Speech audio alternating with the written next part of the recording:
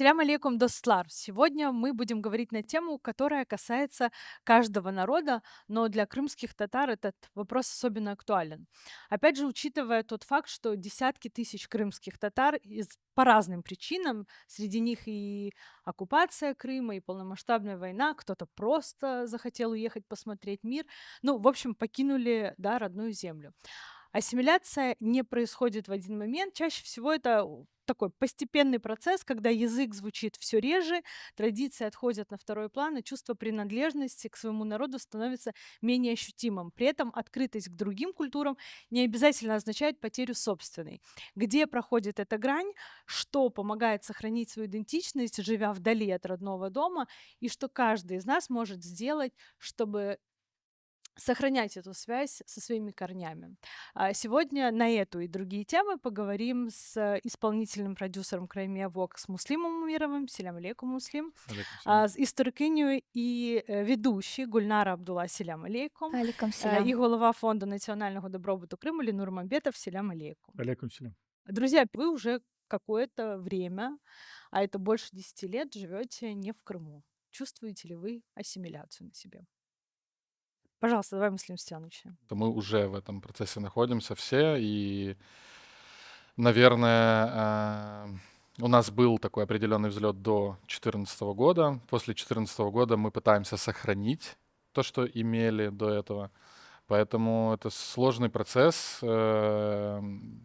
И, к сожалению, наверное, пока мы не найдем какую-то определенную таблетку или инструмент для остановки этого, мы будем находиться все дальше и дальше и будем искать все больше и больше опор для сохранения того, что имеем. Но, к сожалению, то, что имеем, у нас как будто бы очень мало. Я вот так чувствую. Я, в принципе, тоже чувствую, что вот процессы какие-то запущены определенные. Что касается меня лично, естественно, как бы я, моя семья, мое окружение, мы не ассимилируем ни при каких условиях, где бы мы ни жили, несмотря на то, что, ну, мы живем в столице своего государства, да, мы не теряем связь со своими корнями, я имею в виду даже, ну, свою семью на примере и моих близких знакомых. А то, что сказал Муслим, я с ним, в принципе, полностью согласна, что действительно у нас процессы тут запущены, и действительно вот этот вот момент ассимиляции, к сожалению, как бы мы не хотели, он происходит. И хотелось бы, чтобы он немножко притормаживал, потому что, чтобы мы сами были примерами того, чтобы, например, наша молодежь смотрела на более старшее, может быть, да, так поколение, и все-таки притормаживать вот эти вот процессы. То есть мы есть для них пример. И поэтому мне кажется, что мы в первую очередь должны сами соответствовать тому, как мы видим себя, да, вот в историческом процессе, который сейчас происходит, потому что мы живем в достаточно такой исторический период и непростой период. И поэтому, когда мы вот на данный момент очень сильно отрезаны от Крыма физически, поэтому я считаю, что да, нужно находить какие-то возможности, какие-то таблетки, как сказал Муслим, чтобы действительно эти процессы притормаживать. Они все равно будут происходить, но от нас зависит, насколько они будут активны или насколько они, будут замедляться.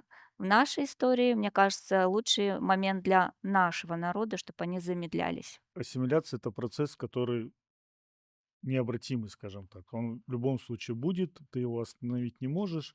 Просто есть понятие, да, ассимилировать можно, а можно обогатиться. То есть мы можем себя обогащать, например, до 2014 года мы, живя в Крыму, мы почти не разговаривали на украинском языке, да, то есть украинский язык мы учили только в школе и в институте я учил законы, учил в свое время на украинском языке. А сейчас мы находимся в Киеве, живем здесь, активно общаемся на украинском языке, и это нас обогащает. Но, к сожалению, например, я вижу вот такие истории, что вот есть наши ребята, крымские татары, которые принципиально говорят только на украинском языке. Но я никогда от них не слышу, чтобы они говорили на крымско-татарском языке. И вот здесь уже вот это вот очень такая, как сказать, опасная история в том плане, что очень классно, если мы вообще не используем русский язык в побуте, скажем так. Я это только приветствую.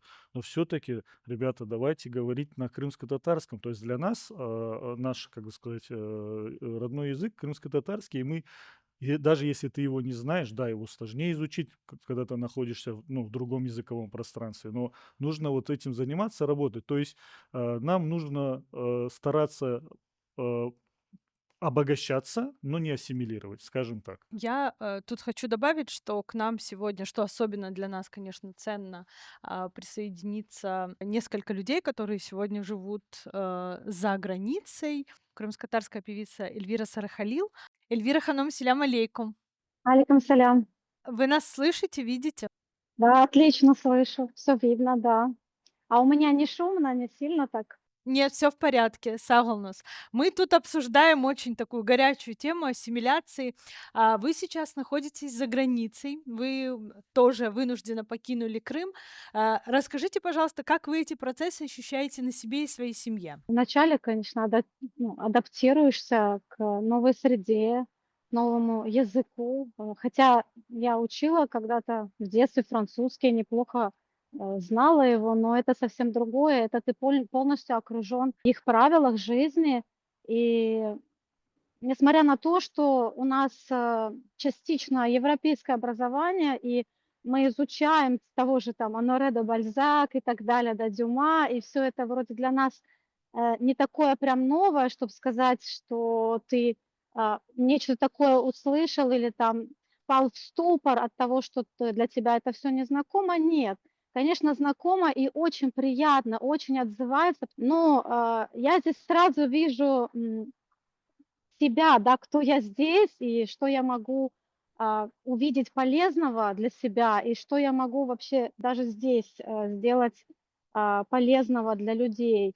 Не только для крымско-татарской культуры, потому что понятно, что я и так ее несу через там мой язык, через песню, через то, что я говорю о ней, через то, что я изучаю ее. Но еще хотелось бы, чтобы она как бы расширялась, эта культура.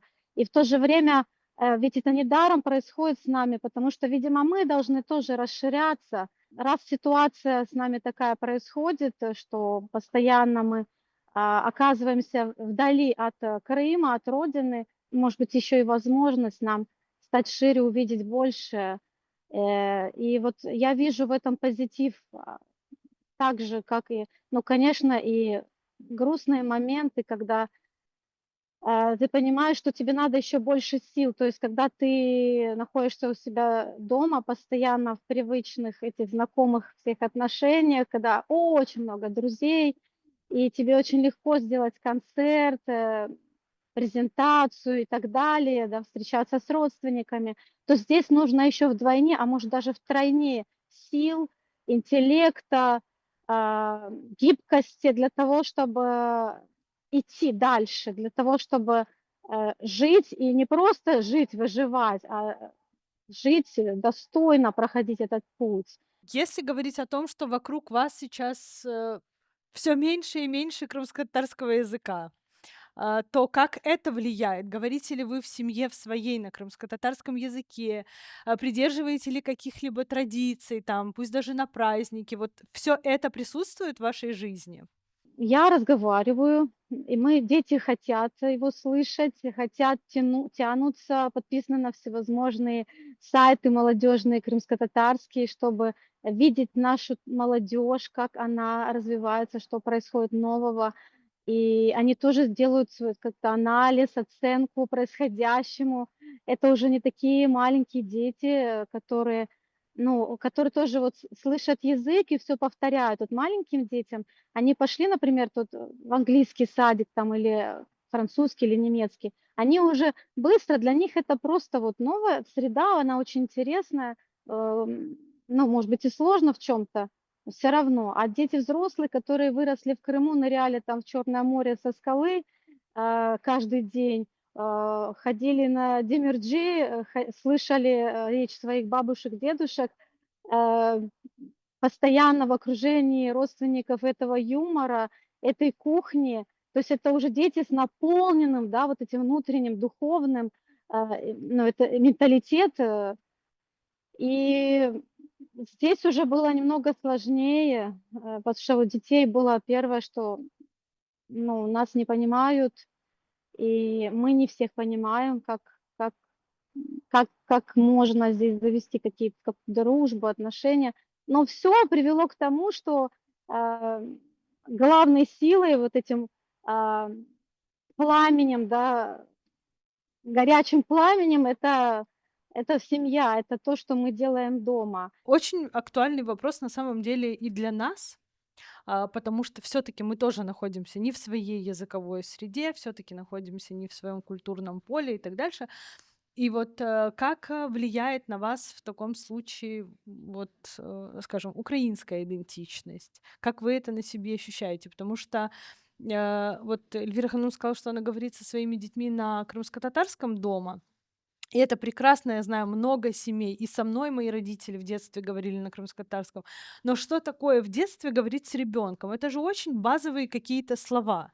То есть, чтобы сформировать какое-то полноценное предложение, говорить на какие-то серьезные темы, этого словарного запаса недостаточно. Потом человек выходит во взрослую жизнь, в другой мир, и там уже этого языка нет. А когда ты не пользуешься языком, он уходит на нет. И вот как тогда окей, это очень классно, что мы говорим дома на крымскотатарском, но дальше мир не крымскотатарский, там нет крымскотатарского языка. Вот как быть с этим?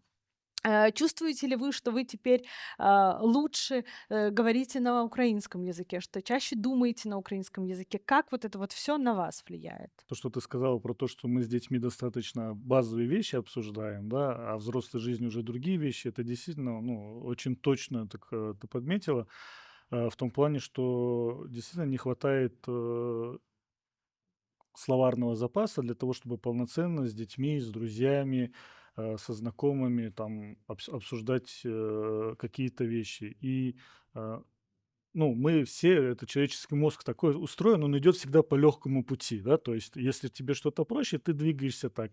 Соответственно, вот ты должен себя вот это заставлять, приучить свой мозг о том, что вот искать новые слова, учиться, и языковая среда, безусловно, очень сильно влияет, и нашим детям ясно, что вот сейчас, когда вот ты говорил про украинский, ну, то есть сейчас у нас наша диаспора, я так в тот день считал, где-то 6 больших стран Мгм. разделено, да, то есть у нас Мгм. есть Турция, есть Крым, есть Украина, есть Германия, Ирландия, там, ну, Мгм. Великобритания. Ну, во Франции, насколько я знаю, небольшая диаспора сейчас, у нас там в Бельгии, кажется, есть, и вот Мгм. США.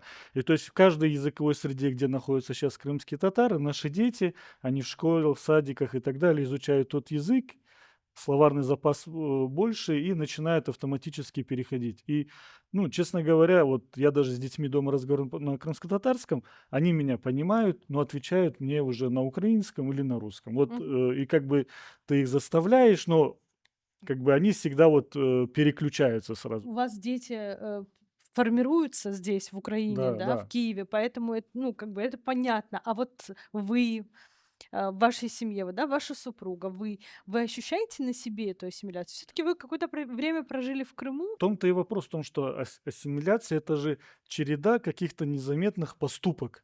То есть ты постепенно под влиянием окружающей среды ты начинаешь, как сказать, меняться, да, скажем так. Это не вот за Мгм. один день происходит, что ты вначале язык тебе, вот ты на одном языке говоришь на родном, потом начинаешь использовать другое для удобства, для всего. Потом литература, потом ты лишний раз не читаешь уже, не смотришь крымско-татарский мультик или фильм, да, и их, Мгм. к сожалению, не так много, а детям уже включаешь, что удобнее. И вот это вот, как бы сказать, условно говоря, есть наши национальные праздники, мы их тут достойно встречать нам сложно, вот этой общности нет, а есть, как бы сказать, местные праздники в каждой из стран, и у детей вот это тоже формируется, вот, ну, как бы сказать, привычка э, жить, думать, общаться на другом языке. Но самое сложное — это ментальность. Вот для меня, вот, то есть, потому что мы, как старшее поколение, у нас все равно есть наша вот эта крымско-татарскость, да, вот заложенная. Мы жили в Крыму, дедушек, бабушек видели, Мгм. общались с теми, кто пережил депортацию, например. Тут вот есть такая история, что если ты хочешь научить детей вот истории крымскотатарского народа, каким-то знаменательным датам, людям, надо это все переводить через семью, да. То есть если ты расскажешь, вот твоя бабушка жила там, ее депортировали, это, ну, влияет на Да, ребенка. это А когда, эмоционально, да, Конечно. эмоция, а когда он просто сидит, ему в истории учит, что вот в 44 году всех крымских татар депортировали. Но у него вот этой личной Мгм. связи нету. Но, к сожалению, у нас вся наша история, вот даже если вот мы захотим ну, какие-то легенды про свою семью рассказать детям и вдохновить, чтобы они гордились тем, что крымские татары, но вот этот 44-й год произвел такой, ну, водораздел, что у нас вот той истории почти не осталось. Вот мало, ну вот я слышал от кого-то, кто какие-то вот, ну, мой дедушка еще рассказывал довоенные истории, я стараюсь своим детям рассказать. Но вот у нас вот это, как сказать, наша внутренняя мифология, какие-то легенды, которые бы ты связал со своей семьей, они, к сожалению, разрушены. И вот надо стараться вот опять это вернуть. Ну, я не знаю, Гульнара, вы как историк лучше это расскажете? Ну, вот Ну, я вот смотрю на это так.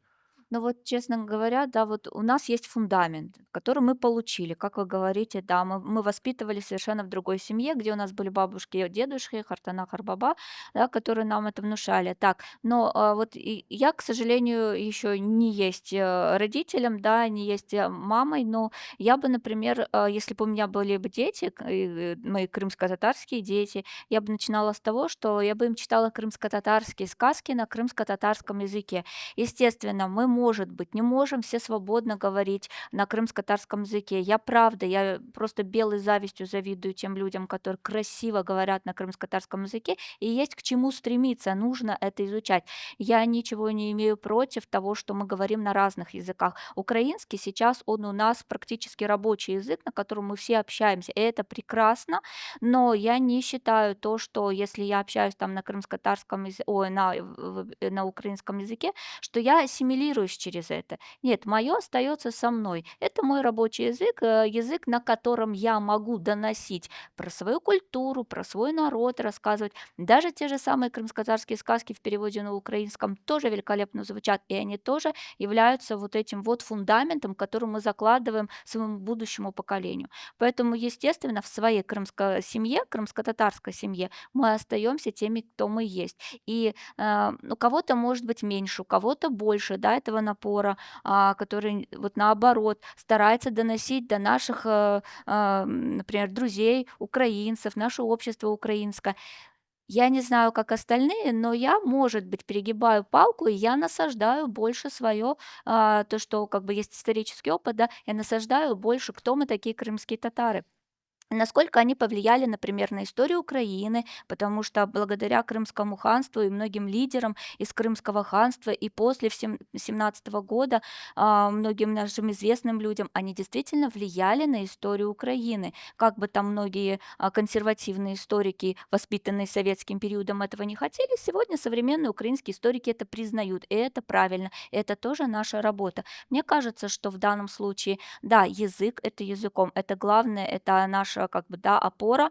Да, мы прекрасно помним девиз Исмаила Гаспринского, но тем не менее у нас есть еще наша культура, наша история, наши традиции. И если мы будем знакомить с нашими традициями украинцев, а мы находим и даже что-то как в украинском спильное, да, общие какие-то моменты, это очень хорошо, потому что это идет именно вот то, что мы передавали свою культуру, и как бы обмен такой культурой шел. Поэтому в данном случае я на себе вот так таковой вот этой вот ассимиляции даже по языковому, да, принципу я не испытываю, потому что я знаю всегда, что под коркой я крымская татарка, и я несу свою культуру, свою историю. Кому-то это нравится, кому-то это не нравится, но я делаю свою работу и иду дальше. Естественно, когда у меня с Metal будут дети, естественно, я буду воспитывать своих детей исключительно так же, как, например, нас воспитывали, да, что у нее там есть бабушка, которая будет говорить только на крымско-татарском языке, потому что, в принципе, да, для наших детей язык — это фундамент, а потом уже, развивается дальше. Я очень переживаю, что в какой-то момент, если из всех вот этих складовых идентичности у нас останется только то, что я на подкорке знаю, что я крымская татарка, этого будет недостаточно, я буду экзотикой везде, где бы я ни была. Да, я хотел бы прорефлексировать о том, что вы говорили, Ленора, про крымско-татарскость. Ну и то, что говорила Эльвира Ханум тоже. Это такая нить с вашего предыдущего эфира по поводу идентичности. И вот я, анализируя и наблюдая за тем, что происходит с нашей идентичностью, могу сказать, что она где-то на уровне вот этих бабушкиных каникул или каникул у бабушки, где мы вкусно Мгм. кушаем чебуреки с янтыками, там разговариваем, о чем-то вспоминаем и так далее, но мы как-то не вышли еще чуть дальше не выросли, как будто бы, возможно, это плюс тоже для нас, может, мы в чем-то молодая нация, и у нас есть возможность там как бы вырасти и посмотреть на этот мир с точки зрения того, что происходит по-другому, переосознать себя.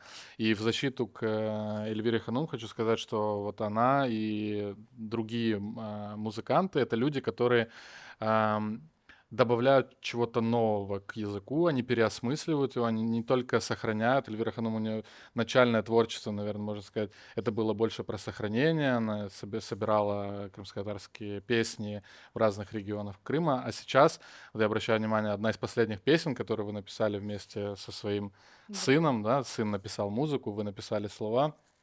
И это про то, что есть возможность как бы по-другому посмотреть на что-то, в том числе с помощью языка. И почему я об этом подумал? Потому что, наверное, нашу идентичность, помимо вот этой истории, составляющей с бабушкиными каникулами, может делать что-то, там, не знаю, что-то новое в разных сферах. Например, там музыка, бизнес, что-то еще. Но когда мы задумываемся, зачем, иногда вот, например, музыканты думают, я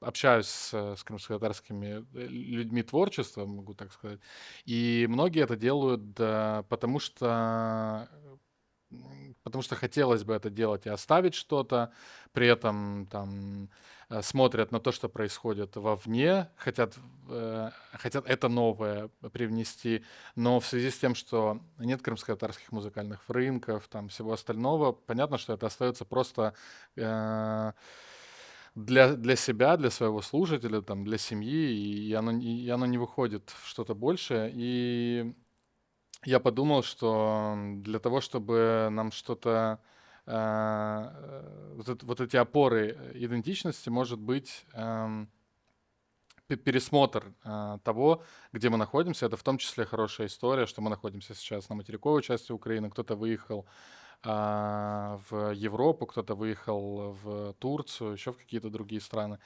Мы же в 2015 году, да, там Конгресс в том числе, и в Крыму начались вот эти истории про то, что Хрымда Яша — это лозунг, который прозвучал в 2015 году. Теперь нам надо переосознать, что такое Хрымда Яша, для чего.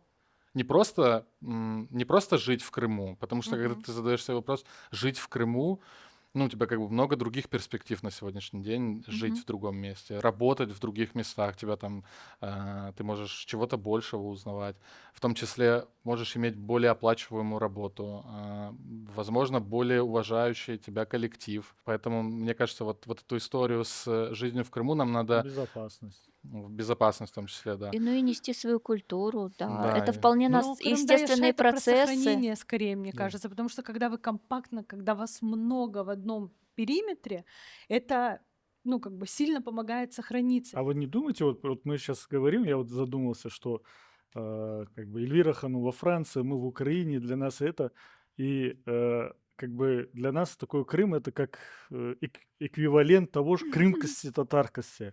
А я вот в последнее время замечаю, что они там тоже, ну, ассимилируют с какой-то чудовищной скоростью. Не знаю, вот Да. когда я смотрю на контент в соцсетях, там, ТикТоках и так далее, чем живет молодежь, что происходит с нашими традициями. Я, честно говоря, вот Они находятся в Да. своем контексте, мы да. находимся в своем, но мы свой, вот крымско-татарский контекст, мы его сами себе вне границ не предлагаем. Эльвира Ханум, как вы это видите с Францией? Вы же наблюдаете и за тем, что происходит в Украине, на материке Украины, и то, что происходит в Крыму. Вот как вы из Франции это все видите? Я вижу, что мы все, где бы мы ни жили, все похожи все равно.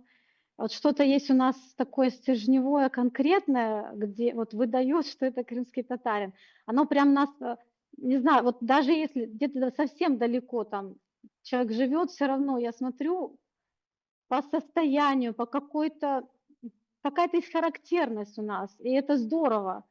Но я вижу, что есть и разность. Например, те, кто уже давно живут не в Крыму, они отличаются от тех, кто ну, вообще всегда жил в Крыму, не выезжал, и это есть совершенно, они более те, кто в Крыму, наверное, немножко более консервативны, что ли. Э, Более такое, есть такая драматичная нотка вот в каких-то заявлениях, публикациях. Вот вообще в общем месседже более есть такая нотка, да, драмы. Те, которые за пределами давно живут или жили, или возвращались потом, например, как я, ну, в эпоху не интернета, да, когда ничего не было, когда только мы письмами вот так обменивались, и которое могло идти до Крыма в холодную зиму там неделю, да, и получать ответ еще потом целый месяц. То есть Харьков когда-то мне казался тоже очень был далеко, и я там прожила, наверное, лет 10, где не было, ну, почти в окружении крымских татар. И вернулась в Крым. И, конечно же, тогда я почувствовала, ого, ну, есть разница между тем, что я предлагаю, тем, что я, как я хочу, чтобы было, и как я вижу это развитие, и между тем, как вот видят на то, что я предлагаю, на какой-то креатив, реакцию. И это мне о многом сказало, что я не могу назвать это ассимиляцией снова же, это это, наверное, развитие больше. Ассимиляция – это, наверное, то, когда ты становишься прохладным к своей культуре, к своему языку и вообще к другому крымскому татарину. То есть вот это безразличие, когда возникает. И, к сожалению, да, я видела таких людей среди наших вот, крымских татар, но их очень немного. Бывает, что как будто бы холодок такой, знаете, как будто что-то такое. Должен быть эмпатичный, вот как мы привыкли, да, мы все такие вот сразу друг друга рады видеть, приглашаем друг друга, готовы там обменяться там новой информацией хотя бы, да, поплакаться друг другу там, а, вот это все, да, излить Ненадолго, да? душу, мы очень любим общаться, мы просто, вот наша, наверное, сила в том, что мы вот в коммуникации всегда. И тут, когда я вижу, что человек не стремится к этому, мне кажется, что вот это и есть вот эта такая маленькая капелька ассимиляции. Когда тебе не интересно, как крымскому татарке или татарину, как я живу, или как мы здесь, или как вы там. То есть вот это для меня оно. А там все остальное можно, наверное, доразвить. То есть и там язык, вот как Гульнара Ханым сказала, согласна полностью, что то есть это не всегда как-то акцент, да, там только вот язык. И вот вы сказали про вот эту разницу еще, что я даже вижу небольшую разницу в том, что где крымские татары, которые живут, например, в Германии, они одни, в Ирландии другие, во Франции, ну я здесь почти их не вижу, то есть их и здесь очень мало, и они так разбросаны по одному где-то. Вот. Не могу сказать о французских крымских татарах, но даже между нами вот такими в Европе, да, и там в Америке есть разница уже местного А в менталитета. чем эта Вот разница? это Можете интересно. сказать? Вот что вот отличает? Это интересно, потому что, видимо, вот мы все крымские татары изначально же разные, там у нас и готы были, и там разные, и эллины были, и так далее. И, видимо, вот эта тяга к той или иной стране тоже от этого идет. Изнутри она где-то уже где-то в генах твоих внутренних. Не потому, что ты крымский татарин такой приехал в Пила и сразу там принял все, что там есть, ну, а еще вот эта тяга, почему нас тянет именно в эту страну, почему нам приятен именно этот язык. То есть есть и какая-то еще внутренняя вот этот ответ. И в этом, наверное, разница. Это еще раз показывает, что мы, крымские татары, очень все разные. И вот такой нарисовать один образ, портрет крымского татарина сложно будет. Это будут какие-то определенные качества, да, какой мужчина, какая женщина. Но в общем мы увидели сейчас, и вот я сейчас наблюдаю, для тех, кто живет в Германии, вот у них есть какое-то определенное качество, я даже не могу сказать, но оно созвучно, наверное, с чем-то более немецким. Во Франции, это, наверное, творческая, она очень творческая. Она прям, ну, его сам язык, он сложный, он такой, там, ну, фонетически он сложный. Там вот кто склонен к тому, чтобы изучать языки, и там вот эти все оттенки, утонченности, то вот тому, да, мне это отзывается уйма концертов творческих людей, которым можно самовыражаться, как ты хочешь, Это вообще, ну вот для меня это просто вот то, что я бы хотела видеть в Крыму и всегда хотела. И привнести это в Крым. И это недаром, ну, Франция в моем случае. В Ирландии тоже есть вот, она более такая вот провинциальная, и люди, которые могут жить в провинциях, они там нормально, то есть они находят для себя там реализацию, вот так. Ну, если поселить их в таком городе, там, как Париж, например, резко так закинуть, то это сразу, ну, чувствуется разница. То есть вот эти все вещи, они интересны. Я понял. Готы поехали в Германию. Почему в Италии нету А диаспоры? где Где итальянцы? итальянцы? Я на Все в 25% Киеве. итальянец. Где, да? Езжайте, вам захочется там остаться. Все в Киеве, да. Дима, Да, да. слушайте, так удивительно. Скорее Интересно. всего, у меня тоже. Я все еще никак не сделаю этот тест, который лежит. В Я- Греции? Мне кажется, что да, у меня есть Греция и, наверное, много Италии все-таки. И Турция. Вот. Да. Ну, и Турция Турция, может больше, быть. да, Но потому что когда я всё-таки была Елены в наши с прошлом году в Турции. Швейцарии, я в аэропорту, я была там 3 дня. Там просто хорошо, не надо корни там искать. Кровь не надо искать. да? Слушайте, я чуть ли не плакала, Эльвина не даст соврать. Мы уезжали с Франции, и мне хотелось там оставаться. Может быть, Из в Франции этом или есть... Швейцарии? Ой, я уже То сказала есть, Франция, да? да. Может, и во Франции захочу остаться. Я Значит, во такая. По неделе. Просто вот, нужен да, отпуск, всё. да. Вот смотрите, я все-таки вот хочу Хорошую поднять страну. вопрос. Вот по Крыму, вот ассимиляция Крыма, ну, это может звучит немного провокационно, но вот я в Крыму вижу, что наши крымские татары, они начинают или, как сказать, русифицироваться или окавказываться, я не знаю, как правильно. То есть начинаются вот эти вот подражания Мгм. кавказским традициям, акценту, вот это езжи, вот такие всякие истории. На свадьбах я смотрю, что уже у нас свадьбы становятся не какие-то, не наши, ну, вот, крымско-татарские, а уже оно превращается какое-то вот в помпезность. Уже скоро, я Мгм. думаю, стрелять начнут, если уже не стреляют, и там миллионы кортежей. И вот, ну, честно говоря, вот, ну, хочется же для себя думать, что Крым это как наша колыбель нашей татарскости, да, скажем так. И когда смотришь на то, куда сейчас все двигается, и, ну, начинаешь, ну, я вот, например, для себя осознаю, что даже живя в Крыму, ты не застрахован от того, что ты в какой-то момент твои дети перестанут уже считать себя крымскими татарами. Вот вы про это что думаете? Вот есть это или это мне самому одному так кажется? 100% Но мне кажется, есть. это может быть мода, как какой-то тренд. Это нельзя недооценивать, конечно, это так или иначе влияет. Просто вот Да. папахи. И Вот к- вы заметили, вот сейчас начали в Крыму все в папахах Ну, сфоткаться, я скорее видео отпускать делать. волосы, вот Музыка, Не, как-то в их ну, музыку стиле. волосы вот слушать, эти, да, кавказский волосы, стиль. Ну, подражать вот да, вот, кавказскому. Ну, они выбирают из двух зол, да, там российское или кавказское, да, выбирают кавказское, типа нам это ближе. Нам это абсолютно не ближе, мы совершенно разные да, народы. вот почему мы свою Ну халпак свой почему-то, не про это да, продвигаем? почему мы не продвигаем фес, колпак, да, например. Ну, есть определенные Ну, группы, можно которые сказать, а почему вы продвигают. здесь тогда не носите фес и халпак? Мы носим на мероприятиях, всех мы Ну, на носим, Не, но ну мы так мероприятия так они можно там сказать, повседневные что, так тоже что не в Крыму носят. тоже Ну, носят, ну, да. они ж вот Ну и на да. мероприятиях же, вот этот кавказское, особенно на свадьбах это проявляется. У нас прекрасная крымско-татарская музыка, прекрасная, которая развивается, есть прекрасные композиции. Почему у нас Кавказ так любят? Не знаю. Пот- Наверное, это какой-то определенный Вот у тренд. меня, Может, у это меня есть отойдет? мысль, почему Кавказ любят. Потому что Крым на сегодняшний день, он полностью находится в российском контексте. Здесь тоже в Киеве до Мгм. Вот 2014 года из был двух российский зол контекст.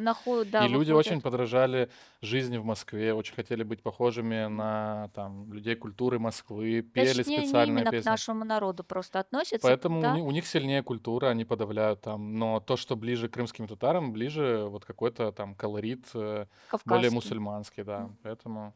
Я надеюсь, что это отойдет, что вот эта вот мода, этот тренд, он отойдет. Но мы тоже на самом деле входим в другую ассимиляцию, мы входим в украинскую ассимиляцию, и не знаю, Ну насколько вот, это расскажи, хорошая вот история. каким образом? Вот скажи, каким образом мы Ну, входим? сегодня, за что сегодня борется Украина? За украинский язык. Мы тоже сейчас переходим на украинский язык.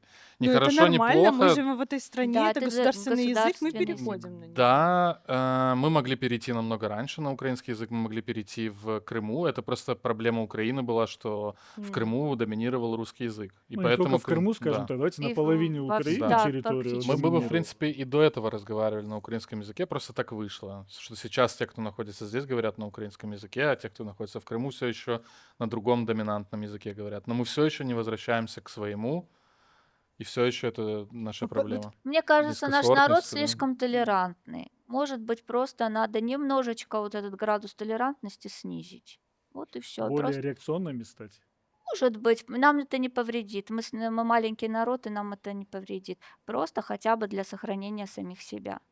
Нельзя быть слишком толерантными. Вот ровно так, как относятся к нам, вот можно точно так же Но относиться. сегодня в том числе Но для нас Украина может быть примером. Украина борется за свою идентичность. Во Вот, Франции да, тоже была да, там да. Франция революция. прошла через вот так это, да. интересно, мы говорим про страны, у которых есть государственность, у нас У ее нас нет, ее к нет. Ну, сожалению, была сейчас. Ну, когда-то, да, то есть у нет. нас изначально базовые инструменты совершенно разные. Если тут готовы перейти на украинскую мову 40, ну плюс-минус, да, 40 миллионов людей, то в нашем случае перейти на крымско-татарский, я не знаю, какой процент сможет. Готовы ли мы дать им в школах, в детских садах, в университетах тот уровень? Если у нас столько преподавателей, у нас на самом деле столько проблем, чтобы, ну, говорить там даже о том же языке, да, к которому мы и в прошлый раз пришли, и сегодня приходим, потому что все-таки язык это база. База. Язык это то, на каком языке говорили наши бабушки, дедушки, что они, какие смыслы они вкладывали в эти слова. Это все равно какой-то вот, ну, твое ощущение языка, да, и твое Ну, ощущение видишь, самости. мы Вот. приходим к тому, что сам язык не есть панацея. Вот просто давайте взглянем на другие Ну, народы. а вот мне Евреи, кажется, что армяне, баски, там, ирландцы. То есть у них же тоже были все те же проблемы. То есть все эти народы, они в свое время Швейцария, там нет потерпалы. Но они швейцарского выбрали самого языка. государственность. Они Они выбрали выбрали. идти и бить свое государство, владеть своей землей. Вот Ну, то, о чем я у тех говорил, же да. басков нету своего государства. Да, Да. есть автономия, Есть но автономия, да. нет, Государства нет. возьмем Ирландию, то есть там, или Уэльс, возьмем Уэльс. То есть валлийский язык там почти никто не Да. разговаривает, и для них это тоже трагедия. Вот то, что мы вот, недавно я видел какую-то такую историю про человека, который рассказывал где-то на подкасте о том, что Уэльс тоже переживал вот эту непростую историю. У нас как бы вот все-таки вот есть язык, но он не панацея. Да? У нас должны вот возьмем евреев, например. для меня У них панацея. очень сильный институт, вот это вот шаббат религиозный, синагога, Мгм. община. То есть там даже если семья не очень религиозная, они все равно детей обучают Приучают к этому. основам. То есть и вот это проведение вместе почти суток, да, они проводят, собираются там с пятницы вечера до субботы вечера, и это тоже как бы каждую неделю, никаких оправданий, это тоже помогает. То есть вот у нас как бы есть наши национальные институты, да, то есть Курултай, Меджлис, есть культурные центры и так далее. И то есть вот нам нужно самих себя заставлять. Вот в свое время вот Анифе Курситова. Курситова очень классную вот эту сделала программу «Крым Айлиси», да, в Да, Киеве. воскресная школа, Воскресная да. школа, и Мгм, субботу, да, да. воскресенье, в том числе мои дети ходили и танцевали, то есть там был урок крымско-татарского, танцы, истории и еще и пение было. Мгм. То есть и по часу дети занимались полдня, пока дети занимаются, родители тоже собираются, общаются, чай, кофе. И то есть вот такие асеретки, они очень важны для того, чтобы, как сказать, ну вот это вот детям прививать идентичность с нуля, вот тем особенно, кто заходится за пределами Крыма. У нас сейчас крымских татар по миру 5-6 миллионов. Вот можете себе представить? Вот если вот Турцию взять, Крым Так там взять, даже все неофициально страны, практически да, 9. ну вот, ну скажем, Да. в Узбекистане около 100 тысяч 100 крымских тысяч. татар. Можете себе представить? Вот мы слышим узбекских крым, не слышим. То есть, и вот вопрос, настолько вот вроде как цифра не маленькая. Живут ли они просто этим? Вот и проблема же в том, что Ну, мы как бы вот в Турции крымские татары, они просто становятся турками крымско-татарского походжения, да, там происхождения. То есть, ну, там, когда ты с ними общаешься, у них первый вопрос, что у тебя глаза не такие, то Мгм. есть то есть и чисто такая чебуречная дипломатия. А вот что-то крымско-татарское у них спрашиваешь, они из-за того, что уже там, начиная с 18 века, да, Мгм. переселялись, Да. там более потерянная история. То есть другие крымские татары, которые вот сейчас в Узбекистане, в Европе где-то живут, мы тоже, получается, повторяем судьбу наших турецких, как это сказать, наших Ну крымских татар, да. скажем так. И вот как нам вот это остановить, как нам спасти себя? Потому что, когда ты говоришь, что крымских татар в мире, вот просто подумайте, 5 миллионов, очень крутая цифра. Но мы себя же не ощущаем, что нас так много, и мы вот такие классные, крутые. Нам нужно будет отпускать Эльвиру Ханум, поэтому, Эльвира Ханум, во-первых, я вам благодарна за то, что вы смогли выйти к нам в эфир. И скажите, пожалуйста, я понимаю, что мы сейчас не найдем, скорее всего, какую-то панацею, эликсир от того, как все-таки не растерять себя, но, может быть, у вас есть какое-то видение? Мне кажется, готового ответа нет. Это, наверное, вот в этом весь интерес. То, что мы течем, и нас я я верю, что Аллах нас направляет. И вот у меня нет ни единого сомнения, что мы идем правильно, и я верю, что Аллах нас направляет. Вы знаете, как реку горную, которая должна впасть в море или в океан, она течет, как ей нужно течь. Иногда, да, нужно контролировать этот поток, но вот совсем удерживать его, да, если идет такой поток силы, да, стихии вот этой, то нужно, наверное, просто иногда где-то принимать происходящее и в этом всем происходящем выигрывать. Вот так я вижу только. Вот, например, занесло нас вот так, значит, мы должны выиграть оттуда, там, это какое-то образование, это новый взгляд, это как свежая кровь. И в этом есть, значит, была в этом необходимость давно. Мне кажется, в нашей культуре много взято, ну вот много положено, заложено из фундамента религии все-таки, из ислама. Потом это, конечно, так фильтровалось очень через там советские времена, еще какие-то, много с нами, с нашим народом всего было.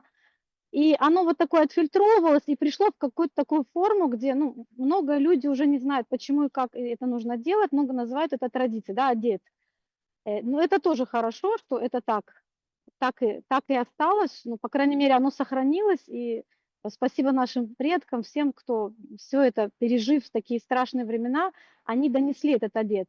Но мне вот иногда я чувствую силу только в этом, что не придумывая как бы новый велосипед, надо вот прям укрепиться в том, что мы и так имеем, потому что это проверено временами. Это нам помогало. Вот я сколько смотрю, я общаюсь, и вот такой горячий характер, такой вот, например, любовь к своей семье, такой иман, вот это все у нас есть. По поводу детей тоже. Вот мы, да, уже имеем, у нас уже есть. Ну, наши родители тоже думали, как мы будем в той среде э, жить, учиться. Не получилось. Теперь мы об этом думаем, и от нас зависит, наверное, это показать с красивой стороны это все, с красивой, что мы не в проигрыше, мы не жертвы, мы не... Да, мы страдаем, однозначно мы страдаем, и есть люди в депрессии даже, а, потому что они не реализовываются, кем они были в Крыму, да, или в Киеве там, кем они сейчас являются. Это большая проблема, это просто те люди, которые могут создавать, пользу приносить, они не могут это сделать по разным причинам.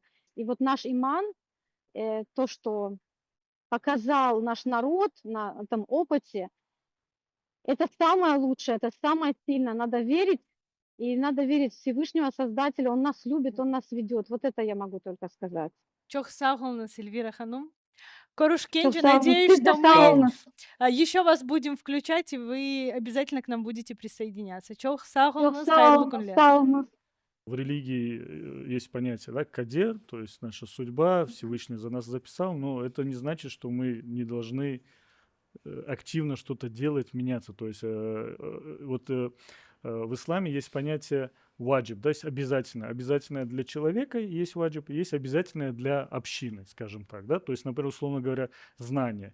Э, Если кто-то из твоей вот общины, тут проживающий, поехал учиться знания и так далее, все, для тебя это уже не обязательно, потому что кто-то поехал, это делает, как бы и так далее. Но в то же время там намаз читать — это твоя обязанность, там верить в единобожие, там пост держать. И вот этот вот э, обязанность, вот мы сейчас переходим из обязанности, которая для нашей общины была, в обязанность для каждого личного из нас, мое мнение, в том плане, что сохранение вот нашего, то есть крымские татары как народ, он был создан, да, на территории Крыма из многих разных народов, переплетение культур. И вот я считаю, что мы сейчас подошли к тому моменту, что мы стоим, вначале наш язык, да, Мгм. уже там 10 лет назад он был, ну, ЮНЕСКО признан, да, как исчезающий. То есть наш язык уже Мгм. в разряде исчезающий. Одно-два поколения мы его можем полностью потерять. И, соответственно, и потом и наша культура, идентичность, оно все тоже постепенно уйдет.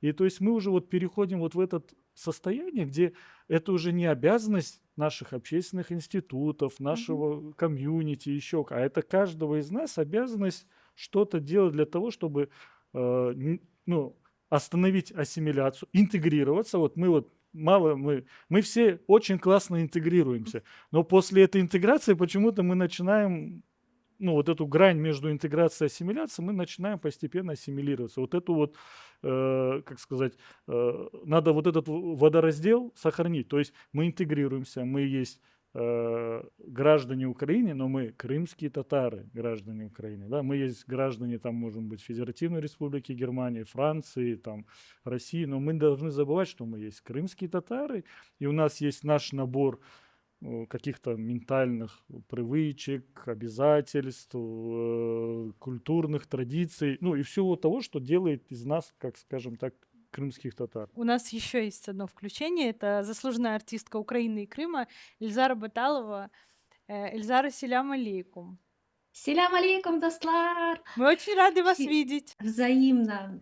Sağ olun, что пригласили. Selam алейкум, saygılı dostlar. Cemaat, Kiev'de yaşayan, bütün Türkiye'de, Romanya'da, Kırım'da. Yüreğim sizden beraber. Mümkün olsa ben Rusça ve Tatarca tekrar konuşup laf edeceğim. У нас тут сложная тема, О, да. ассимиляция. Что скажете, как ощущаете на себе эти процессы за границей? А, я уже 4 года живу в Великой Британии. Страна прекрасная, в Шотландии. Здесь мужчины ходят в килтах. Это необычно для нас, особенно для мусульман, крымских татар. Играют на сопилках. Женщины очень красивые, рыжие, как викинги, такие крепкие, с характером. Ам, Это совершенно другая культура, абсолютно. И я здесь очень многому учусь хорошему. Тем не менее, я стараюсь интегрироваться, как вы, Ленурбе, вот я сейчас слушала, сказала, в это общество и вносить свою культуру. Приятно то, что они открыты и с любопытством изучают нас, Крым, крымских татар. И все здесь, которые коллаборации были с музыкантами, они напрямую на меня выходили, я никого не искала. Это одни из самых известных музыкантов Шотландии, с которыми я работала. Особенно первый год было очень много концертов, и было собрано в помощь Украине 70 тысяч фунтов нами за 4 концерта. Правда, Шотландия, сбор в Шотландии был исключительно на медицину. Все, что связано с помощью детям и старикам, и женщинам. Был такой вот фокус у них. И песня «Гузель Харам» стала одной из самых любимых песен здесь, в Шотландии. И уже на протяжении 4 лет уже разные музыканты приглашают и просят спеть именно эту песню. Я говорю, есть еще другие крымско-татарские песни. Нет, вот им «Гузель Харам» просто запала. Они играют, конечно, по-своему, но очень профессионально. Здесь, в Глазго, одна из лучших в мире консерваторий. Люди максимально интеллигентные, нет никакой ни у кого звездной болезни, очень скромные, что мне очень нравится, и приветливые. Также я работала в украинском доме, помогала украинским женщинам и детям. Мне было приятно, когда они организовали День памяти 18 мая и подготовили фильм. И моя мама выступала, рассказывала свою историю, историю нашей семьи. И я к тому, что вот эта интеграция, когда люди хотят знать, кто такие крымские татары, про нас, и с очень большим теплом. Мне это очень приятно, потому что я помню совершенно другие времена, когда я была маленькая, мы начинала выступать, это было еще в советское время. Наша семья одна из первых вернулась в Крым, и я и мои братья родились в Крыму, я в Харасу-Базаре, и недавно смотрела интервью, Лиля Буджурова рассказала, как, значит, рассказывала историю один из первых захватов в Крыму, и как в землянках люди жили и готовы были умереть за родную землю. Вот я там выступала, и я это помню, поэтому ассимилироваться я уже не смогу. Я уже, знаете, трезубец в крови, вносить и рассказывать здесь о нашей культуре, да, могу. Мы в целом, в общем, поговорили, да, как это на нас влияют разные народы, разные культуры.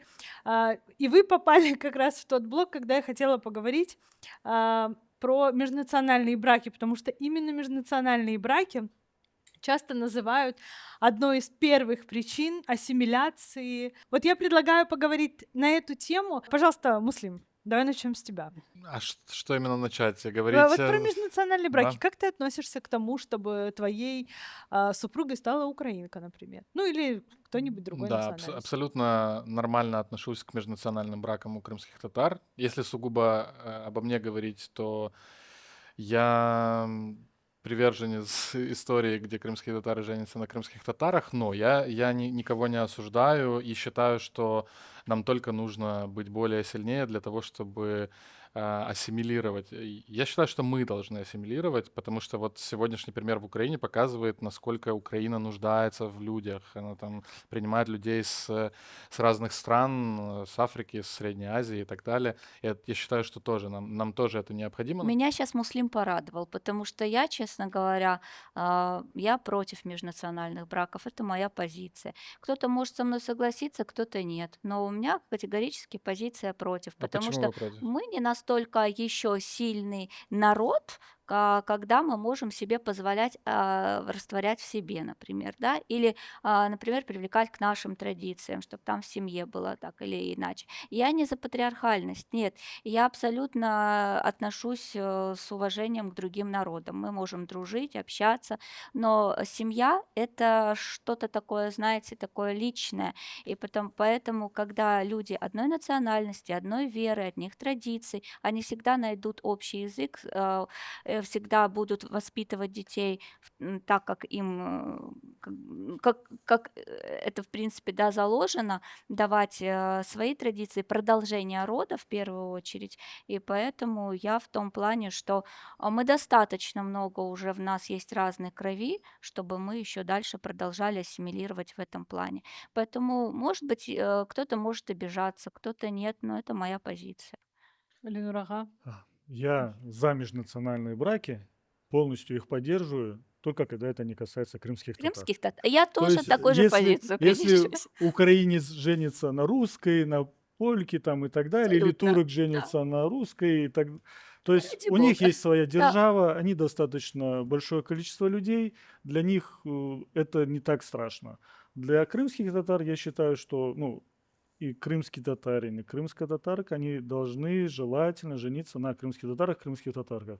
Единственное, что я допускаю, что как по нашей религии, да, если мусульманин, мусульманка и так далее. Но тут тоже надо, бывает, Мгм. знаете, часто такие, как истории, не то что фейковые, я скажу, что типа девушка, чтобы выйти замуж за крымского татарина, говорит, я приму ислам, все Мгм. для Мгм. тебя Мгм. сделаю, а потом у нее там где-то спрятаны там, как бы сказать, христианские Атрибуты. какие-то эти атрибуты, и детей она, я знаю такие истории, пока муж не знает, она их и в церковь вводит креститься и так далее. Я не против христианства, иудаизма и так Мгм. далее. Я за то, чтобы каждый народ или каждый человек, он сохранял себя в своей религии. И вот тут момент, есть такая ошибка выжившего. Я, например, знаю в Украине, в Киеве семью, да, то есть где жена украинка, но она с детьми на крымско-татарском разговаривает, соблюдает все традиции, все. Такие ситуации есть, ну, Мгм. но это же, Единицы. они же единицы. Давайте скажем честно, я вот помню, вот у меня с моей супругой в Крыму была история, наш, как сказать, там в школе, я сейчас уже не помню, как называется, там турецкая школа была в Симферополе, и там много детей учились, и у малого, короче, одноклассник был, а там у этого одноклассника папа татарин, мама русская. И, соответственно, мы приехали, и бабушка, ну, получается, русская, забирает этого ребенка, и Сусанна спрашивает: о, я слышала, там у тебя, как бы сказать, сестренка родилась, а как назвали? И он говорит: София. И это в Крыму было, и это было в 2012-13, я не помню, годах. И ну, супруга говорит: ну, может, София, не София? И вот этот ребенок, которому 6-7 лет, он говорит, у которого отец крымский татарин, очень богатый человек причем. То есть это по-вашему София, а по-нашему София.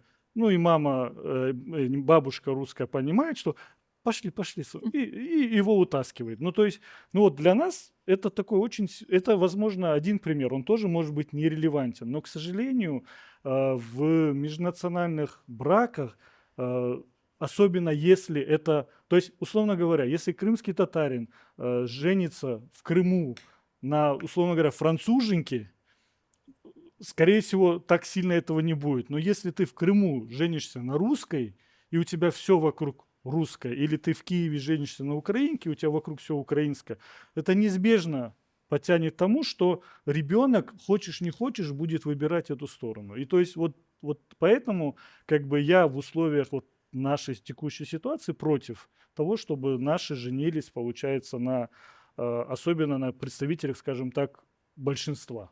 И еще тут вопрос, страдают дети, причем уже взрослые люди, которые вот в таких браках, некоторые, вот сколько я знаю таких моих близких подруг, да, они говорят эту проблему, что до какого-то определенного времени они не могли определиться, мусульмане они, крымские татары они или украинцы, и тоже проходили вот через вот эти все моменты. Вроде бы они родились в мусульманской семье и должны были быть как по умолчанию мусульманами, но что-то где-то там разлад между родителями, она пошла там покрестилась. А потом она поняла, что это не ее. И вот понимаете, идут вот люди, они, конечно, потом приходят, да, к тому, что они выбирают, кто они есть. А там в основном они пришли, да, в этом случае, что они крымские татарки, но тем не менее, вот все равно вот какой-то такой момент остался, что они не могут определиться, кто они, да, вот и есть такие, мало кто, когда, ну, когда в основном, если мать крымская татарка, то да, там уже как по умалчиванию определенно, что да, человек там, ребенок крымский татарин, потому что все равно, как бы мы ни крутили, как бы не были, что у нас там все равно идет по матери, какой мы с мать То есть крымской заложим. татарки можно выйти за Я не украинца говорю, замуж. что можно, но тем не менее все равно как бы мы не говорим можно нельзя, да, тут вопрос не Мгм. стоит можно Тогда нельзя, давайте тут выбор говорить и про каждого. мужчин тоже. А мужчинам можно или нет? Потому что у нас мужчинам можно А как бы... мужчинам у нас получается можно все, да, вот. Не, ну может не все. Приятно слышать. Нет, Вот я что не значит крымско-татарская женщина. Она сразу в ней заложена, что мужчине можно все. Поэтому крымские татары, Ну, я, женитесь на знаете, татарках. не потому что, да, да, вот в этом плане, да, потому что, во-первых, мужчина это как бы и тоже и он и несет и дальше свой род, да, как бы продолжатель. Но, к сожалению, так бывает, что все равно мать, которая закладывает, вот как и тот же самый пример, который вы рассказали, и таких примеров много. Я тоже могу вот буквально вот минуту рассказать о мои родственники, которые еще очень такое в свое время время был знаменитый там прокурор Бахчисарая был до войны, родственник, дедушкин дядя. Он женился на русской. И да, она знала крымско-татарский язык, она приходила на дува, поднимала молитвы, читала, все, разговаривала лучище, другой крымско-татарский на крымском татарском языке, 5 детей. Ни один из них не женился и не вышел замуж за крымского татарина. В итоге, когда она умирает, она говорит, что у меня есть там крест, и меня похороните по-христиански, и вообще каждый скандал в доме это говорил: вы татары-предатели. Ну и такие тоже были моменты. Это прошлое, да. Сегодня мы живем немножко в другом мире, и поэтому естественно, что есть и другие проблемы тоже у нас возникают. Я, может, вообще бы не обращала внимания на то, что мужчины, крымские татары, женятся там на украинках или Если бы на их так девушках мало не другой было. национальности. Если бы вокруг меня не было так много незамужних, Крымских перепрошую, татар. крымских татарок, прекрасных, красивых, что не так? Я полностью согласна, что крымские татары, мы действительно нация, которая под угрозой исчезновения, и язык, и все, и желательно, просто необходимо выходить замуж или жениться на своих крымских татарах. Это прям вот обязательно. Как говорила моя бабушка, пусть самый плохой, но свой, вот с этим я не согласна. Все-таки надо стараться быть лучшим в своем народе, каждому из нас, и получать необходимое образование в семье. С молоком матери впитывается культура, впитывается язык.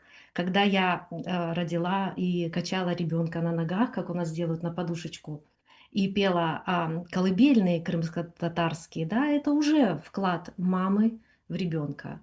И от матери, ну, огромное, мать имеет большое значение. Я за крымско-татарские браки, но, наверное, я не тот человек, который могу об этом так легко говорить, потому что я за, только это, если не касается меня, я все-таки за любовь. Вот. И в моей жизни так случилось, что я была в Киеве, и крымско-татар не было, и пока крымские татары смотрели, думали, меня украл грузин. Вот, но я родила прекрасного сына и дала ему наше образование, и приятно, что мой супруг, бывший уже Рамиль, он говорил моему сыну: если будешь жениться, женись только на крымских татарках. Это самые лучшие мамы и жены. Ваш сын Поэтому себя идентифицирует как крымский татарин все-таки? да, да, но ему не чужда грузинская культура однозначно, однозначно, но он мусульманин. Машаллах. Вот, и еще мне кажется, что надо беречь отношения в семье. Сейчас, ну, время такое, знаете, интернет, столько всего, глобализация, все доступность, все видят, все слышат. Молодежи сейчас стало намного, как мне кажется, вот сложней. Потому что очень много искушений вокруг, и все стало настолько открыто и доступно. Вот, поэтому надо поддерживать нашу молодежь, она прекрасна. Если я смотрю в Крыму эти ансамбли крымско-татарские, эти свадьбы, эти прекрасные новые певцы, певицы, я очень радуюсь за наш народ, они очень умные. Но, как говорят, да, надо выйти замуж или жениться, но пронести это еще всю жизнь, а это, мне кажется, одной из самых сложных задач вместе. Я слышала, что сейчас большое количество разводов среди крымских татар, и это грустно. А, как говорят, да, э, крымские татары не разводятся. Кота насыхап отыр. Поэтому Да. берегите Уже, друг кажется, друга. так не говорят. Ну, раньше было. Да. Ну вот Разводятся сейчас все, я но вот вижу в да, Крыму к вот сожалению. сделали наши ребята приложение для знакомства Мгм. Эвлен.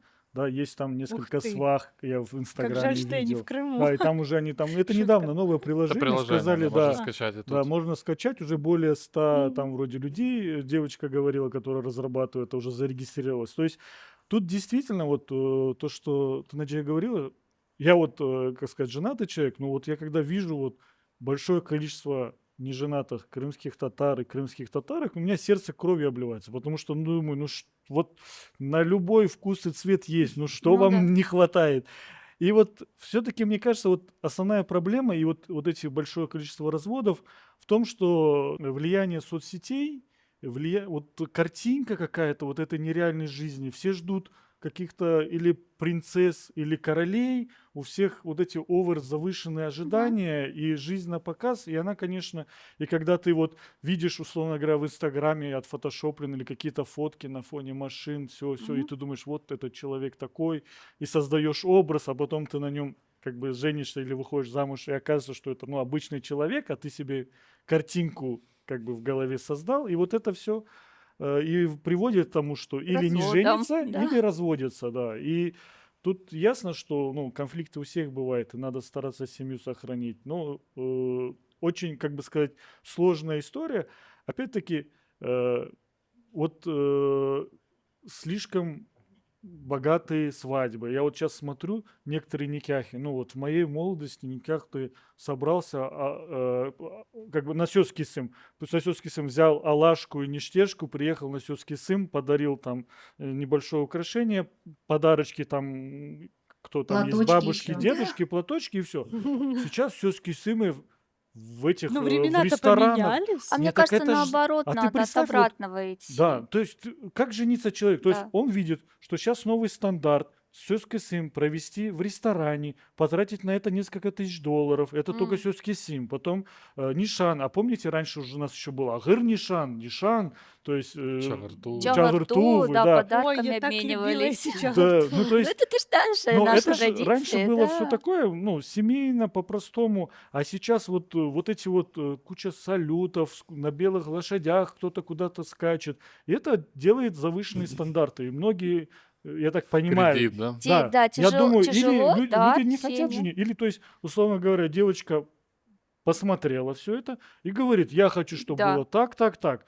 Мальчик А я говорит: не "А мо я, ну, пересечный там, ну, то есть, средний крымский татарин со средним заработком, ну, я не могу себе и позволить мне и там проще русскую кабалу взять. взять". Да, ну, вот у турков, кстати, вот это же. Вот у турков почему многие турки женятся вот на украинках, русских? Потому что в Турции, вот у турчанок очень там ты должен дом предоставить полностью обставленный, какие-то там требования и так далее. И вот они говорят, у арабов то же самое, кстати, то есть, что вот это тоже ведет к тому, что идет, Да-да. ну, то есть, да, Попроще, простому идешь по пути. более простому пути. Поскольку я много выступала для наших дернеках в других странах, мне интересно, как вот, допустим, в Литве, в Вильнюсе, там есть крымско-татарские семьи, есть смешанные браки, но смешанные браки дети настолько крымско-татарские, то есть их учит религия, они учат песни крымско-татарские, танцы очень активные. Ну вот прям машалла. И такие красивые дети от смешанных браков получаются. В Румынии, например, в Дернеках, из того, что я видела, там наоборот, они стараются не то, что крымские татары, но чтобы Ногай соединился с Ногайкой. Конечно. Тат-стат. У них Слива. до такой степени, что, Осталось. то есть, если ты Ногай, ну, как Да. бы, это одна история. Я Если ты с Мали другого Чехмац, района да, так приехал, раньше другая. То есть говорили. интересно наблюдать. Турция, она другая. Ну вот надо с них взять пример, насколько они сохранили язык и культуру, и песни. Это просто удивительно, ну, поражает. Ну, конечно, переняли много из той страны, где живут. Здесь, например, вот в Великобритании из тех крымских татар, их тут немного, ну, сколько я знаю, немного. Есть уже смешанные браки, есть крымско-татарские, и есть на мусульманах женятся. Вот как бы другая национальность, но вот мусульмане. Вот единственное, что у нас всех, у крымских татар, есть как Wi-Fi connection, да, мы все друг про друга там слышим, знаем во всем мире, где бы мы ни были, мы не теряемся. Там Америка, там Великобритания, Ирландия, Франция. То есть наш народ пережил депортацию, переживем и это. У нас очень сильный народ и генетика сильная. Вот. Но интересно наблюдать вообще, что происходит. И на самом деле м, э, волнительно все, что происходит сейчас в Крыму. Наши сердца, глаза там, мы переживаем за наших и вообще в мире, и то, что разъехалось очень много крымских татар. И, конечно, огромная угроза ассимиляции, огромная, потому что не все получили то, наверное, в семье, ну, тот код сильный крымско-татарский, потому что многие, конечно, Ах, начинают совершенно другую жизнь. По шотландцам, вот я смотрю, они вот в чем схожи с нами, у них клановость есть, тут 34 или 32 клана. которые очень чтят свои традиции, они стараются в жены брать или жениться на своих тоже. И для них очень важна репутация. Мне кажется, у крымских татар тоже это есть, репутация семьи, репутация в работе. И если она запятнана хоть где-то на какой-то позиции, человек уже не сильно будет вхож, и его семья не будет как бы особо почитаема в народе. Мне кажется, у крымских татар тоже это есть. Мы все друг друга видим, где бы мы ни находились, кто что делает, кто чем дышит, кто что говорит. И это круто. Эльзара Ханум, планируете возвращаться, когда будет такая В Крым, возможность? да. Прям жить? Да, в Крым, да, конечно. Я тут с мамой, мы периодически, когда впадаем в депрессию, общаемся. Маме 75 лет. Я более крепкая, потому что всю жизнь гастролировала, ездила по миру. То есть эмиграция для меня тяжелая, но не настолько. А мама, она очень переживает за наших там всех, и за детей, и за внуков, и скучает, и тоскует. Радует этот ответ. А то многие, знаете, когда спрашиваю: "Ну, а что, ты в Крым Не, я вот с поедешь?" кем не разговариваю, все говорят: "Ну вот Крым, когда?" Да.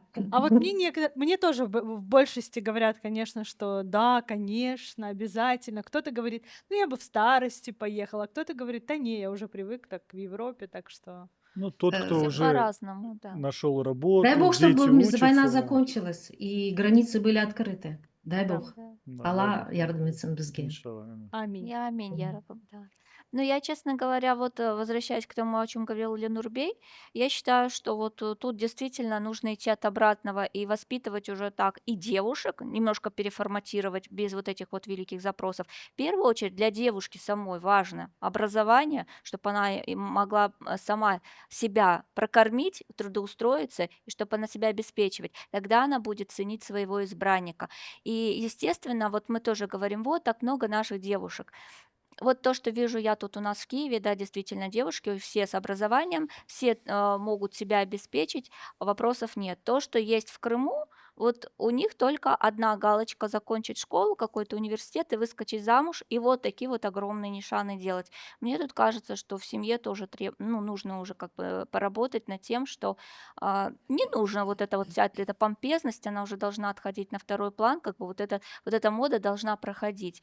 Больше все таки соблюдать свои традиции и больше все таки и поэтому браки будут гораздо крепче. Потому что когда люди будут на равных, потому что все таки мы крымские татары, мы тюрки, да, мы мусульмане, но мы все равно, у нас заложено то, что женщина с мужчиной шли всегда на равных. И поэтому мне кажется, что это будет правильно, и от этого будет род крепче.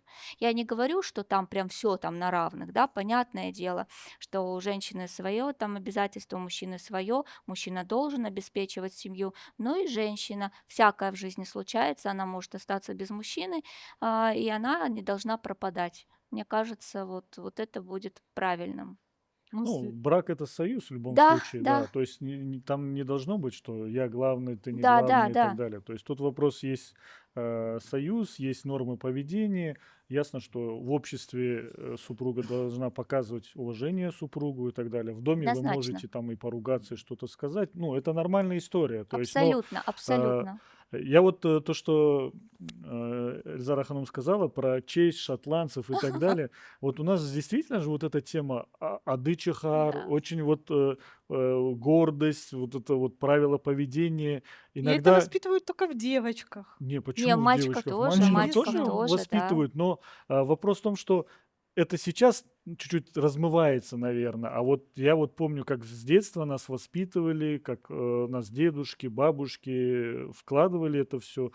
И, конечно, вот одна из проблем вот этого того, что сейчас мы не можем, например, в Крым приезжать, Мгм. много кто уехал с Крыма из-за вопросов безопасности, это то, что вот эта связь теряется, даже вот тот формат, который говорил Муслим, что бабушки на каникулы, то есть мы даже этого не Женя. можем, вот это вот, как сказать, ну, теряется вот эта связь между старшим поколением, потому что родители всегда не детям не так много могут уделять внимания, как это могут уделять наши дедушки, бабушки. Вот почему-то вот всегда так, что родители всегда как сказать, заняты вот такой суетой, да, жизнью и так далее, а уже с более старшего поколения больше внимания уделяет, более там рассказывает что-то. И вот это тоже, к сожалению, вот нас как бы растягивает, разрывает, отсутствует вот эта вот преемственность поколений, скажем так. Да. Да. У меня есть рефлексия по поводу чести, то, что вы говорили. Это, кстати, не только про целомудрие. У крымских татар это Да, это Да, комплекс да, да. комплексное, других да. историй, которые важны. И это очень важно и нужно. И то, что мы сохраняем, это действительно то, на чем можно строить что-то новое. И единственное, я бы хотел сказать, что, наверное, этого недостаточно сегодня. Для того, чтобы сохраниться, нужны какие-то Ясно. новые методы. И в том числе вот мы находимся в таком непонимании тут, на материковой части Украины, потому что мы до конца для себя не определились, мы диаспора или мы приехали сюда для того, чтобы что-то сделать и уехать, вернуться обратно. Поэтому мы, ну, наверное, мы сегодня живем в гибридной какой-то парадигме, но нам нужно определиться. Вот вы говорили, кто-то уезжает и радуется, и не хочет возвращаться, а кто-то хочет возвращаться. На самом деле, не было бы войны и оккупации, люди все равно бы уезжали в какие-то И это другие Это страны, нормально. да, нормальные и там процессы. бы оставались. Просто сегодня такие обстоятельства. Люди какие-то, которые выехали вынужденно, они будут возвращаться в Крым непосредственно. Но вот что-то перенайти, что-то новое, это, наверное, вот к общественно-политическим лидерам, таким как вы, Ленора, вы сегодня на этих баррикадах, тех, кто может что-то поменять, не только сохранить, но и что-то найти. И так как вы сказали в самом начале, еще до того, как начался запись программы, в Крыму смотрят эту программу, и я, возможно, в самом начале сказал про историю, что вот Хрымдая Ша — это какая-то такая, какой-то лозунг, который надо по-другому осознать. Это про то, что мы все, наверное, здесь, ну, я за себя точно скажу, Эльзара Ханум тоже сказала, что она вернется в Крым. Я тоже для себя в голове поставил какие-то такие принципы, уезжая когда-то из Крыма, что я еду сюда на короткое время, потом я вернусь, просто это короткое время затянулось надолго. Хотел бы, чтобы мы все, имея возможность сегодня вот здесь, общаясь с теми, кто выехал, и теми, кто в Крыму продолжает жить, чтобы мы для себя поняли, для чего мы вернемся. Не просто для того, чтобы жениться на своих, там, сохранять себя и так далее, а для того, чтобы владеть нашей землей, она по праву наша, владеть этими надрами, управлять и говорить, какая улица будет называться, каким именем, какие университеты, институты нам необходимы. Я думаю, что вот нам надо думать о том, что даже несмотря на количество малое, мы рассуждали с друзьями, в Исландии живет 300 тысяч людей, нас намного больше, и они могут управлять своей страной. Значит, и мы можем управлять при таком количестве своей страны. То есть с При том, чем, что с нас чем мы больше, вернемся? С да-да-да. багажом знаний, да, который мы можем внедрять в нашей Иншалла, да. республике Ксметолса, да? Ну, вот этот вопрос Крымда-Яше, вот, честно говоря, вот у меня было такое ощущение, что это все-таки больше еще такая, как это называется, Лозунги. не то что лозунги, это больше такая российская, русская такая, этот была, Нарратив российский? нарративский, да. На Почему? самом Потому деле это что наш нарратив. Мне кажется, что все-таки там он очень сильно продвигался вот в тот момент, потому что начался именно отток крымских татар, кто там переживал за безопасность, не видел себя в России, хотел добиться возвращения Крыма в Украину и так далее. И власть тоже над этим работала. У меня такое ощущение. Может быть, я могу Тормозила ошибаться. процессы, чтобы Да-да-да, потому выезжало меньше людей. что, как называется, ну, то есть они были заинтересованы в том, чтобы завербовать, скажем так, вот эту пассионарную, активную Мгм. часть общества. Но в целом я вот про то, что ты говоришь, да, что есть институты, там общественные организации, наши органы самоуправления, которые должны над этим работать. Я с тобой полностью согласен. Тут вот вопрос какой? В том, что опять я перехожу к тому, что эта обязанность, вот сейчас мы в такой ситуации, что на каждом крымском Да. татарине лежит. Мне очень грустно наблюдать, вот мы где-то открываем культурный центр в каком-то из городов Мгм. Украины, да, и вот там есть наши активные крымские татары, кто-то там занимается пением, кто-то занимается танцами, кто-то вышивкой и так далее. И вот эти наши крымско-татарские, скажем, активисты, лидеры думок и так далее, очень часто вот это в разных городах я вижу, не могут найти общий язык. У них начинаются свои амбиции, начинают друг с другом соревноваться, ссориться, борьба продолжается за место под солнцем, хотя как бы солнца много, земля большая, для нас, для всех есть место. Ну вот меня вот это очень расстраивает в том, что Да, наши лидеры, как бы сказать, мнений и так далее, да, и они... это ужасно смотрится в мировом пространстве. Когда, ну, то есть на Украину, и все, что происходит в Украине, особенно между крымскими татарами, мало людей, и очень это видно. Оно, знаете, как под лупой. И любой какой-то даже в соцсетях, какой-то некрасивый халабалах, да, он смотрится очень недостойно вообще для нашей всего народа, и получается урон всему народу. Как наш учитель когда-то говорил, вас так мало, если вы в другой стране, будьте с лучшими представителями своего народа, потому что по вас одному-двум Мгм. человек ценят, оценивают весь народ. Поэтому, пожалуйста, вот в соцсетях, вот кто между собой начинает выяснять отношения внутри, не выносите это, очень некрасиво. А у некоторых даже эта склонность, по-моему, к шизофрении есть.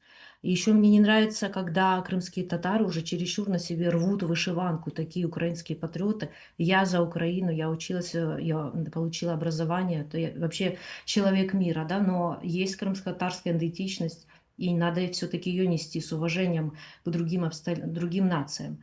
Вот поэтому вот я полностью, Ленурбей, вы правы, Не надо перестать перегибать, вот так вот да. это ругаться. Ну, вот этот, Наши. то, что про сети, то, что вы говорите, Эльзара Ханум, мы все, я думаю, догадываемся, о чем вы, Да. кого вы имеете в виду. На самом деле это очень, как сказать, грустно наблюдать, потому что мы не общаемся друг с другом, не встречаемся, не обсуждаем, какие есть проблемы искренне между нами, вот внутри какого-то нашего комьюнити, да, можно сказать. А это все начинает выноситься вовне, и зачастую, то есть есть украинцы, которые не понимают Не контекста, понимаю. не понимают, что происходит, но просто я тебя знаю, уважаю, значит, все, что ты говоришь про Ок, ситуацию в да. крымском народе, ты правильно говоришь. Ага. И начинает сразу поддерживать. И начинает сказаться такое мнение, что типа, оказывается, чуть ли не все согласны с кем-то. Но вот эта история, она очень вредит нам. Показательно, и И да, да, то, что А вот вам не кажется, что когда вот вы эти проблемы обсуждаете как раз внутри, решение эти проблемы так и не находят? Потому что внутри вы как бы поговорили, кто-то с тобой согласен, кто-то нет, а вот когда это выходит наружу, тогда как будто бы у тебя уже Ады нет Чехара, да? опции. Ады Да, у Чехарла. тебя уже не, нет типа, опции что не ты должен среагировать что-то на сделать. это. Ну, Ну, это тоже есть может быть, возможно, С но одной просто давайте... стороны, научиться Но друг обращаться, друга по мере но слышать обращаться к большому внутри. брату тоже как-то, ну тоже да, меньше варто, Да, чтобы Мартина, понять. да. да, Сто да. процентов, Нужно да. вначале, то есть нужно Не это... реагировать вроде бы как бы, да, тоже, ну, не обращать на это внимания, не реагировать. Ну, вот и ты не знаешь, как в этой ситуации лучше, да, вот, либо, ну, вести себя, потому что Ну иногда да, люди наоборот, ты, перегибают. да, помогаешь, раскручиваешь Потому кого-то. что когда это выходит уже в всеукраинский контекст, да, Да. тогда уже люди начинают распознавать условно меня, вас, всех по этому человеку. Но ведь далеко не все крымские татары, Аллаха шукур, не все крымские татары, вот, ну, как бы, вот такие. Все равно у нас есть какой-то... Ну, Вот мы понимаете, разные, да, поэтому мы живем наши, в да, разное время, да, есть мы интернет, абсолютно да, можно выйти, полноценный все народ. высказать, любую свою претензию и так дальше.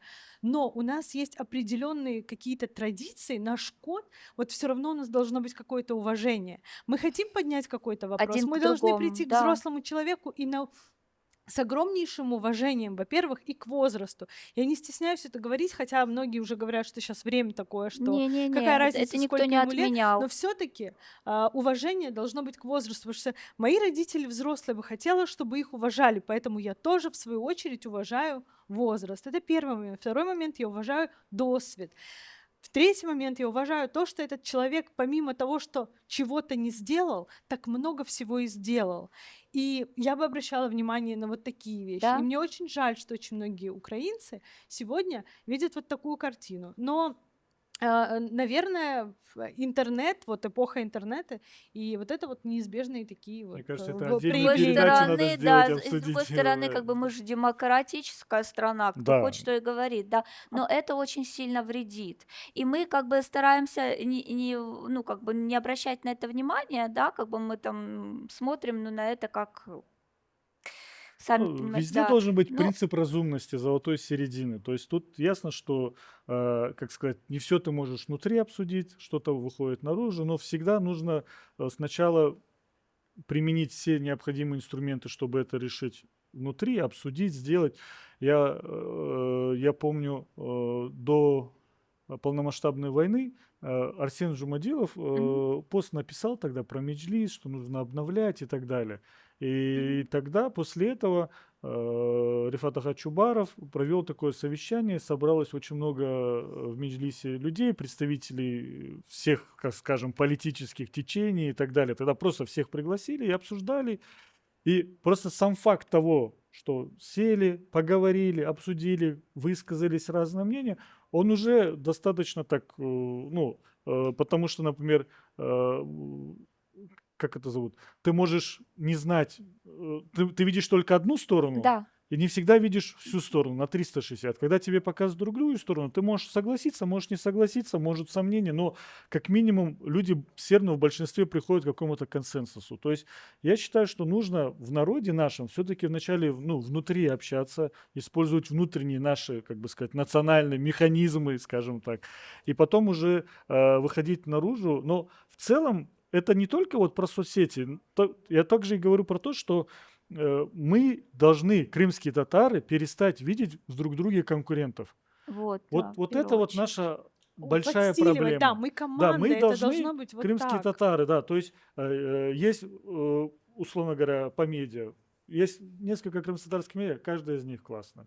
Все должны быть, потому что каждый из них уникальный. Командная Да, работа, есть да, крымско-татарские певицы, певцы, тоже все они классные, мы в разных жанрах, в разных этих. И то есть, а вот мы почему-то вот все время хотим, как сказать, и вот этот Выбрать комплекс кого-то, да, неполноценности, да, Есть лучше, да, да. такое. да-да-да. И в да. Дернеках то же самое. Это не только, это и в Румынии я наблюдаю, и в Турции. Ну, к сожалению, у нашего народа все хотят, да, лидерами быть. Индивидуалисты.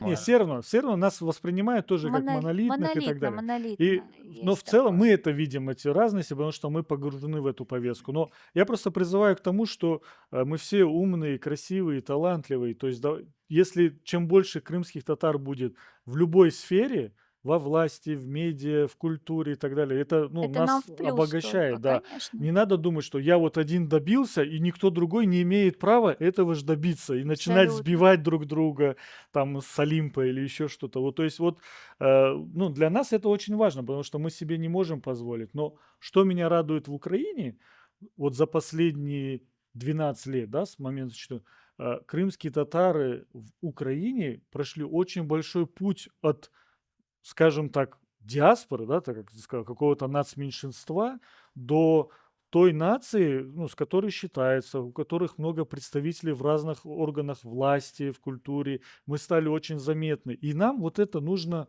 пестить, лелеять и дальше, как сказать, увеличивать.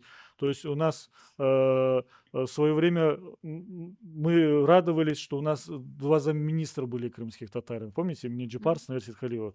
Потом у нас уже министр обороны был крымский татар, сейчас секретарь РНБО. То есть у нас есть очень много активных людей во власти, в МЗС, у нас Депутаты, послы, да. да, крымские татары. То есть мы во всех, то есть, как сказать, сферах жизни сейчас очень активно участвуем. И вот нам нужно все-таки возможно, этот, как сказать, я считаю, что крымские татары уникальный народ. Почему? Потому что мы столько лет терпели вот эти все притеснения, унижения и так далее, и очень много погибло людей, и, к сожалению, вот у нас прошел набор, выжили, да, самые сильные, самые такие, как сказать, устойчивые, ну, на мой взгляд. И, то есть, каждый из нас, то есть, вот просто вот вы можете себе представить, мы 40% народа потеряли во время депортации. То есть, ну, вот, депортация и первые 10 лет 46%, я сейчас не помню точно, просто погиб. То есть мы весь цвет нации в свое время. И вот те, кто Сколько бы остались, могли да, дать это еще, да. такой вот мы отбор прошли, и мы, то есть, э, я вот считаю, что у нас есть ответственность перед всеми теми, кто погиб тогда, да, что мы должны сохранить свой народ, пронести его в будущее. И то есть мы должны помнить об этом, что мы везунчики, нам повезло, да, Да, то есть нам Вот как раз просто про очень, ассимиляцию, да-да, вот к было, этому и подходим, да. Я 100% с вами согласна, потому что на нас большая ответственность. И Да. на нас смотрит и молодое поколение, в принципе. Гульнарочка, прекрасно выглядишь, я тебя очень рада видеть. Взаимно. Жалко, что ты на расстоянии, я так да. хотела бы тебя А Эльзара, обнять. вот я хотел спросить вопрос такой. Вот когда ты начинала свою карьеру, да, Мгм. ну вот у тебя же был легкий путь. Ты могла начать петь украинские, русские песни, уйти в попсу и так далее, и выстрелить благодаря Саунд, твоему чудесному я поняла. голосу и так далее. А ты выбрала вот этот тяжелый путь, да, то есть пропагандировать крымско-татарскую музыку, заниматься. Вот что тобой двигало? Вот, можешь рассказать, как ты вот принимала это решение? Ну, семья у нас всегда чтила наши традиции, и мы люди чести. И любовь вот эта заложена была с рождения. Крымско-татарская культура не была не то что популярна, она была не вхожа ни в одни двери. И мы делали тогда не благодаря, а вопреки. И это была история не про деньги или славу, это была история про любовь просто к родной земле. Это как когда ты любишь маму, ты об этом не кричишь, ты что-то делаешь для того, чтобы маме было лучше, маме было легче, а в лице маме всему нашему народу. И поэтому никогда даже в семье не было такого вопроса. Последние деньги отдавали на фонограммы какие-то крымскотарские, последние деньги на костюмы моя битайка, мама, вся семья, кроме папы, он был против моей сценической жизни, как нормальному крымскотатарскому мужчине. Вот, в принципе. Если бы у меня была дочь, я бы, наверно, тоже сказала: "Не надо, тяжелый путь". Вот, и, когда в Киеве уже выиграла много конкурсов, тогда потом стала независимость, это тоже прям первопроходец, можно было сказать. Мне предложили поменять имя, будет легче продвигаться. А продюсеры, говорят: "Мы вас возьмем, но вам надо поменять имя и как бы образ, и все". Мы, не задумываясь, сказали нет. Эльзара Баталова, а вернее Эльзара Баттал. Папа Халид, мама Зера. Судак Тарафа, Бахчисарай Маша. Тарафа. И этим мы интересны, этим мы уникальны. И сейчас, приехав в Великую Британию, я понимаю, что и тут им настолько вот интересно. И когда я себя идентифицирую как крымско-татарская певица, они, и то, что мы коренной народ, и я рассказываю про нашу культуру, в этом наша ценность. Если мы будем подражать другим артистам и другой культуре, мы неинтересны. Или мы, если будем, я сейчас в Крыму смотрю, очень много девушек вкалывают в лица, в ботоксы, очень много всего филлеры, и они схожи на кавказский какой-то движ. Зачем? Крымские татарки такие красивые от природы, такие уникальные. Берегите себя, девчонки. Не делайте этого, если можно. Вот поэтому сейчас, да, я смотрю, боже, как классно тем, кто сейчас выступает, насколько легче. Крымские татары в тренде, и поддержка есть, и мировое внимание, и есть соцсети, когда ты можешь снять, выложить и стать популярным. Это классно, я очень рада за... И просто желаю, чтобы люди развивались, наши крымско-татарские песни жили, культура. Это не простой путь на самом деле. Это нужно иметь вдохновение, силу, энергию и код заложенный. Знаете, иногда крымские татары поют на крымско-татарском, вроде все правильно, ноты берут правильно, чисто, большой диапазон, дорогие там какие-то аранжировки, а оно не цепляет. Я не знаю почему. Вот знаете, как будто бы одетое что-то иностранное на крымско-татарские слова или музыку. А когда я слышу, в том даже там в Крыму поют где-то там на свадьбе или где-то, и там наши крымские татарки или татары, и сердце вот просто наполняется и хочется плакать. Мгм. Эльзара Ханум, Потому вы стали что, очень ну, консервативны. это вот и по-нашему как-то звучит, вот, как из детства, не знаю. Эльзар Ханум, А, кажется, я не услышала. я уверена, что у нашего народа будет большое будущее, но впереди еще, конечно, Еще вот надо думать про безопасность, надо беречь себя. Впереди еще очень непростые времена. И не Да. раствориться. Да, не раствориться и Да. сохраняться, да. Сохраняться как народы. То есть надеюсь, что наша сегодняшняя как раз программа немножечко как-то что-то поменяет. Хотя я не очень надеюсь, но я надеюсь, что все-таки кто посмотрит, что Так надеешься или Это нет? ну, мне бы хотелось верить в то, чтобы люди немножко, вот наши, молодежь поменяла немножко взгляды. Хотя, честно говоря, я со своей стороны, может быть, кому-то это не нравится, но вот, ребятам, как Муслим, младший Муслим, а Муслим уже он установился как личность, знает свои приоритеты, он четко, ясно сказал, что он хочет крымскую татарку. И это такая галочка, и я И не приветствую. одну, да, Муслим, 2 жены возьмешь, да? Иншаллах. Но ему можно. Посмотри, он какие гены Он Да, справится, преобладают, да? Эльнара Ханум, мы какие о чем гены. говорили? Что значит ему можно? Нет, ну и речь идет про крымских татарок, я имею в виду. 2? Ну, это уже так, посмотрит. Ну, может, по очередности, не Окей. знаю. Жизнь такая, нам Короче, можно Муслим, мы за тебя разводиться. все Да, решили. я Да. Ты понимаю. молодец, что И со молчишь, с временем все татарскими становятся... женщинами лучше не Сейчас мы спорить. тебя Да. зарегистрируем в приложении. И со временем Да. все становятся Да, более давайте, консервативными, да? давайте Не, это все-таки хорошо на одна самом деле. крымская татарка, и чтобы он был счастлив. Я просто к тому, что Слава. я всегда говорю нашим ребятам, которые женятся на крымских татарках тут, в Киеве, большой респект и уважение, потому что, ну, вы будущее наше. И на это, ну, ты смотришь на это с умилением. Я беру на себя такую ответственность, хотя это очень многим не нравится, ну, как бы я уже постарше, когда я говорю молодым ребятам, смотрите на свое будущее, смотрите на уважение к своей семье, и вам стоит жениться на крымских татарках. Их много, мы все разные, и все-таки, если ты задашься целью жениться на крымской татарке, ты можешь хоть в Шотландии заказать свою татарку, привезти жениться, хоть в Бельгии, хоть в Германии, даже если сейчас у нас нет там доступа Крыма, даже из Крыма выезжают невесты ради того, если ты находишься территориально в Киеве. Пожалуйста, только вот сохраняйте свое, вот поэтому вот это очень важно. Мне сегодня могут там возмущаться, ну вот тоже там любовь это прекрасно, но любовь проходит, остается уважение. Уважение один к одному, к тому, как вы ведете этот общий быт. Может быть, я сейчас где-то как-то нескладно это говорю, более эмоционально, но сам факт, что, к сожалению, к старости вот те парни, которые совершали вот эти ошибки, они приходят к этому, а время ушло. Просто смотри, вот знаешь, вот в чем вопрос? Вот ты Так, говоришь про ребят, у нас любовь. 5 минут, Да, я вот давайте А просто что так мало? быстренько скажу, да. Мы еще не Вот закончили. когда мы следующей говорим про серии любовь и так продолжим. далее, любовь, она не возникает же вот так, с Да, первого взгляда. С первого взгляда есть симпатия, Да-да-да, ты же за какая-то что-то химия. любишь. Но Ну, вот вопрос в том, чтобы у тебя была любовь, ты должен на это пойти, уделять время, да, внимание и да. так далее. И, то есть вот меня с детства воспитывали в плане, что только крымская татар, все.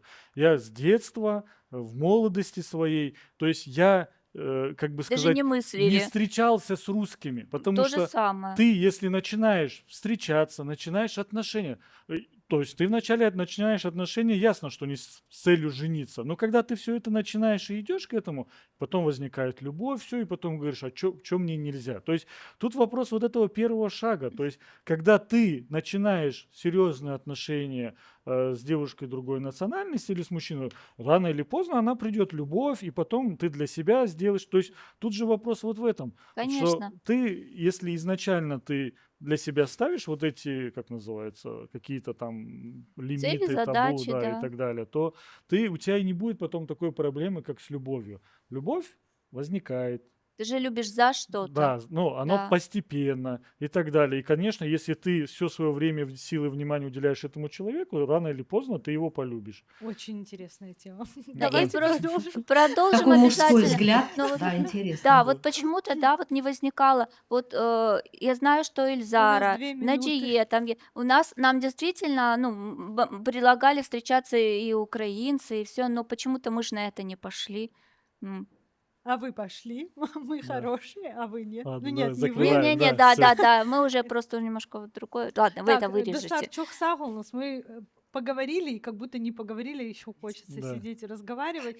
Эльзара Ханум, мы безумно рады были вас видеть, вы прекрасно выглядите. Настроение классное, мы очень рады. Продолжайте, пожалуйста, сохранять нашу культуру, так гордо и красиво ее нести. И будем рады вас еще видеть в наших эфирах. Çok sağ olunuz. Sağ olunuz, Hoş hayırlı geldiniz. Бақытты günler, болыңыз. görüş gence. Mирного неба, балалар. Сау ol. Cümlemizge sağ Cümlemizge. olunuz. Сау ol. Ну что, порефлексируйте на самый конец. Да, я могу сказать языком вот Эльзары Ханум, она про бьюти-сферу, там про филлеры, что-то еще говорила. Постараюсь вот этим языком сказать о том, что нам необходимо. Нам необходимо оставаться такими, какими мы есть, но при этом для какого-то улучшения можно найти и абсолютно другие методы, кроме как вот подобная медицина. И я думаю, что у крымских татар есть возможность на будущее и есть амбиции. Единственное, что необходимо просто коммуницировать друг с другом. Вот такая сегодняшняя история нам позволила узнать, чем живут люди в других местах, и мы понимаем, что мы, в принципе, в одном желании находиться дома. У нас не все потеряно. Не, я верю в свой народ. Мы через такие трудности прошли. Поэтому у нас только впереди цветущее будущее. Поэтому я все-таки на это надеюсь. Вот.